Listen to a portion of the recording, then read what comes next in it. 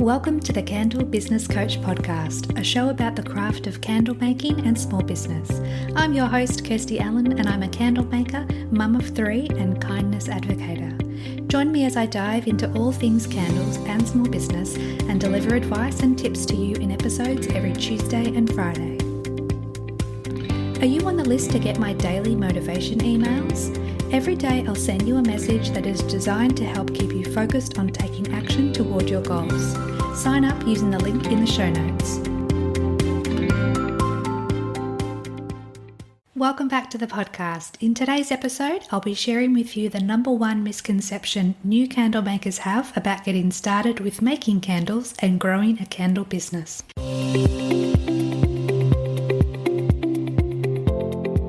So what is the number one misconception? Well, it's simply that people think candle making is easy. Now, I don't want to put you off the idea of starting to make candles, or if you've already started, I certainly don't want you to stop. I just want this episode to be about sharing the realities of going down this path. But I'll let you in on a little secret. All new ventures are hard to begin with. When it comes to candle making, many people assume it's simply a matter of pouring melted wax and fragrance oil into a jar with a wick, and voila, you've got the perfect candle. And although that basically sums up the mechanics of making a candle, there is actually a lot more to it than that. There's knowing which wick to use, the brand and size and type. There's choosing the wax you prefer to work with, depending on several factors. There's deciding on the vessel or jar, if you're wanting to make container candles. The percentage of fragrance oil to use, as well as a whole lot more. There's also the business side. I'm talking marketing, product photography, social media, content creation, emails, website development, and even selling your products at markets or wholesaling. There's a lot to consider and a lot to learn.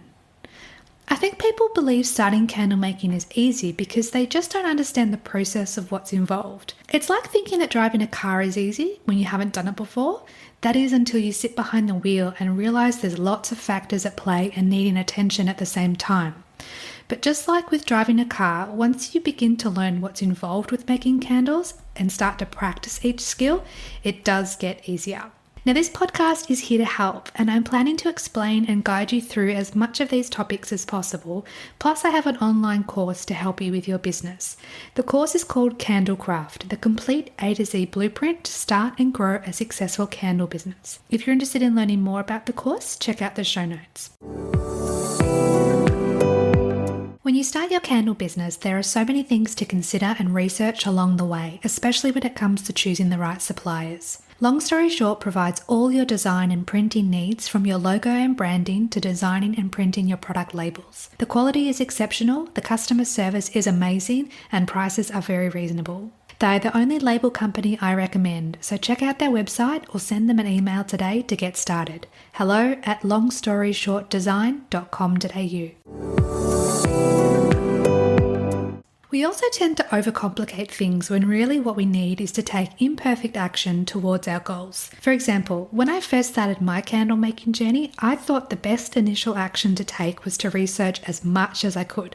I literally spent hours watching YouTube videos of other candle makers discussing in depth the pros and cons of different wax types and the ideal wick for specific candle jars. Now, the videos were all based overseas, and most of the supplies mentioned weren't even items I could get shipped to Australia. I read lots and lots of articles explaining the exact pouring temperature needed for different types of wax, although I hadn't even visited my local candle supplier in person. I also wrote so many notes on all the different things I would buy with the earnings I made in my not even yet started business. It's not like these things aren't important, it's just that I spent too much time on things that didn't move the needle at all in my business. We need to understand that candle making, although challenging, does get easier over time if we're willing to put in the effort of learning and growing alongside our craft, which is why another topic I want to cover in this episode is the personal development side of things, because candle making is not just about wicks and wax. You will grow so much on this journey, truly.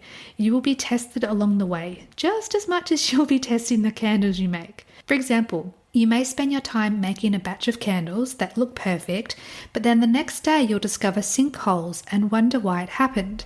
Making candles will help you grow and lean inwards to discovering and uncovering your strengths and, yes, your weaknesses too.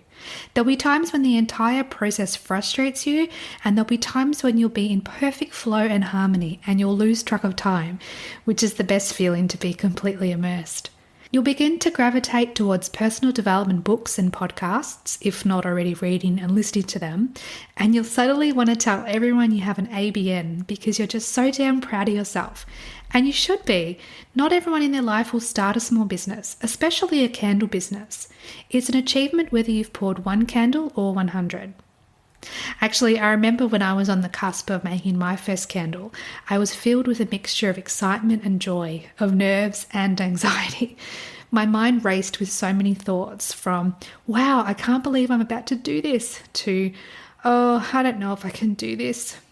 I was standing in the kitchen, melting the wax and wondering if this was the right path for me. You see, our thoughts can play tricks on us, telling us that who are we to try something new, and sometimes we believe those thoughts are truth and we stay inside our comfort zone instead of bringing our dreams, desires and ideas to life. I remember actually saying to myself that yes, my ideas are valid, and yes, candle making is something I want to pursue, and I feel that you know exactly what I mean. So yes, candle making and having a candle business is not easy, yet I wouldn't want it any other way. So there you go. The biggest misconception new candle makers have about getting started on their journey is that it's easy. What other misconceptions and myths about candle making do you think there are?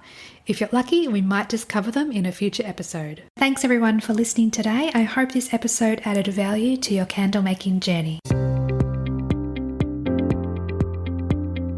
Check out the show notes for all the links mentioned throughout today's episode, and if you would like to submit a question, send me a DM on Instagram at Candle Business Coach. And if you haven't already, download your free copy of my guide, 5 Simple Steps to Start Your Candle Journey. It contains tips and advice before you make your first candle, and details are in the show notes. Lastly, please subscribe to the podcast so you don't miss any future episodes, and thanks again for listening. Have a beautiful day.